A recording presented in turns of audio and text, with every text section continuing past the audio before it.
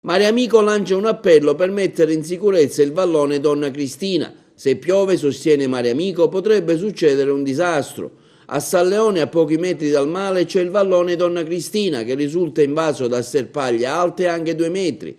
E se già tutto questo non bastasse, alcuni incivili vi hanno anche gettato scarti di giardinaggio, provocandone la parziale ostruzione. Quando pioverà, sostiene Mare Amico, nella migliore delle ipotesi tutto questo materiale finirà in mare e potrebbe provocare un tappo che porterebbe all'allegamento delle case della zona. Il vallone Donna Cristina è molto importante perché scarica le proprie acque, alcune volte spesso inquinate, nel nostro mare, ma ora l'emergenza è un'altra, non si fa la manutenzione né ordinaria né straordinaria e lì il vallone è stato invaso dagli arbusti anche altri, come si vede dal video, più di 2 metri.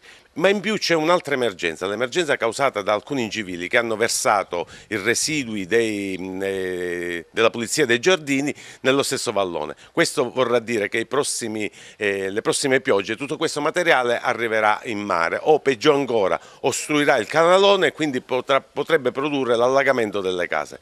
Proprio questa mattina, evidentemente dopo aver pubblicato questo video su Facebook, abbiamo visto dei movimenti. Probabilmente il privato ha incaricato qualcuno per ritirare parte di questi rifiuti. Bene, ora deve intervenire l'amministrazione per fare il resto.